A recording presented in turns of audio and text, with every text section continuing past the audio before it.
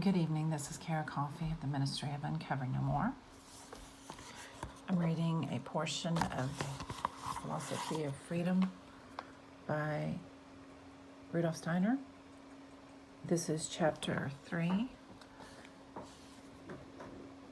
Why the Desire for Knowledge is Fundamental. I'm only reading a portion of it.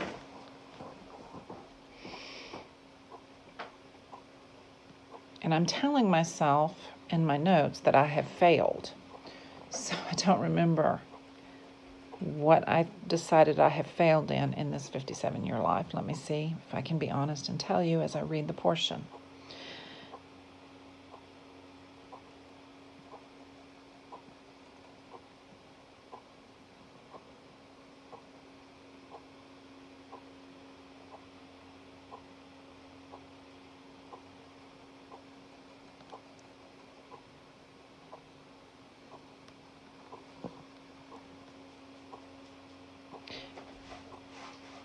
Let me begin with a poem. Two souls, alas, reside within my breast, and each withdraws from and repels its brother. One with tenacious organs holds in love and clinging lust the world in its embraces. The other strongly sweeps this dust above into the high ancestral spaces. In these words, Goethe expresses a trait which is deeply ingrained in human nature. Man is not a self-contained unity. He demands ever more than the world of itself offers him. Nature has endowed us with needs, but left their satisfaction to our own activity. And then I skip down to the something more which we seek in things over and above what is immediately given to us in them splits our whole being into two parts. We become conscious of our opposition to the world. We oppose ourselves to the world as independent beings. The universe has for us two opposite poles, self and world.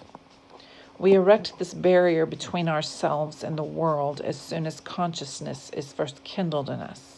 But we never cease to feel that, in spite of all, we belong to the world, that there is a connecting link between it and us, and that we are beings within and not without the universe.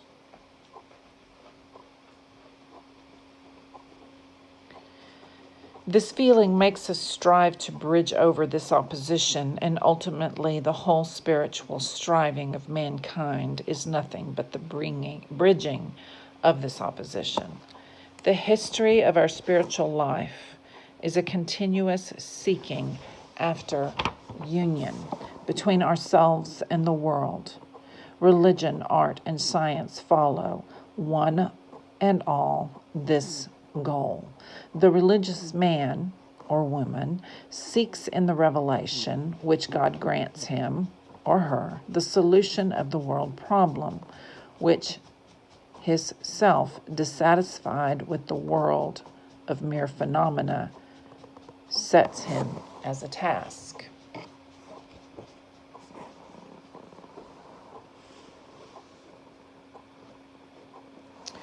So I'm going to throw runes to finish out the first 3 chapters. This portion,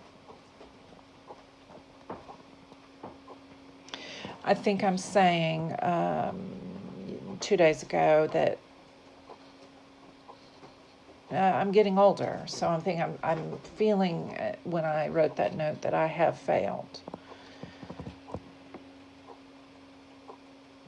And yet, the failure comes primarily is that I failed the religion that my parents brought me up in.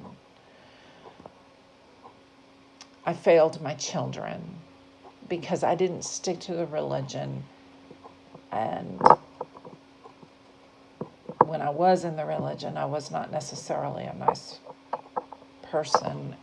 I was overwhelmed a lot. I was worked a lot. And just because any large family mother in the Christian society is a very physically busy woman, is I think the only, that's the only thing I'm talking about. And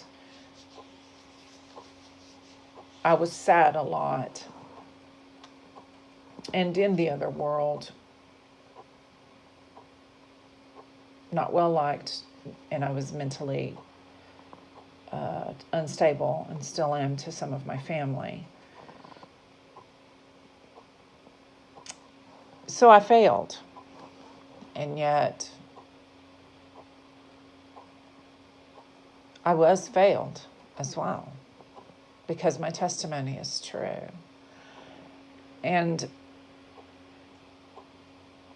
I would rather move on that we overcame, even if it did get difficult to deal with our relationships. I would rather move on that we overcame, and I would rather move on healing our relationships together. And I tried to reach out and was repudiated, which makes you feel like the failure that you have chosen not to be. I've chosen not to be the failure that the Christian church puts on someone like me. And in my current life, the only thing that I think will make me feel like a success in this old world is to get a job and make money. All of that I just said is very temporal, because indeed I do know who I am. I do know that my testimony is true, and that I'm a witness of many things in the New Jerusalem, so to speak, but trying less and less not to use Bible terminology, because the Bible is being constantly misquoted in the United States, particularly throughout red states in the Bible Belt. And women are held down, but yet we are successful as mothers. A lot of times we love our children very deeply. We do understand self-sacrifice and all of that. So,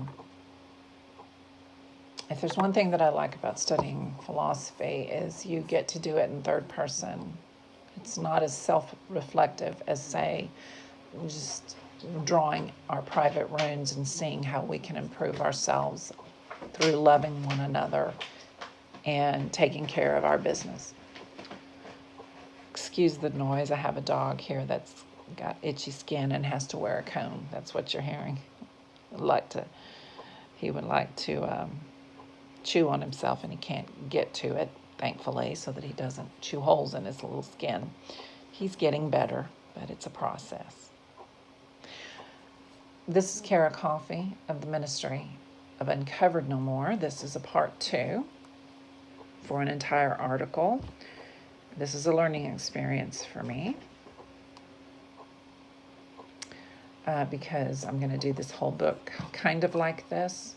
I don't know if I will have 2 videos per 3 chapters of Philosophy of Freedom by Rudolf Steiner.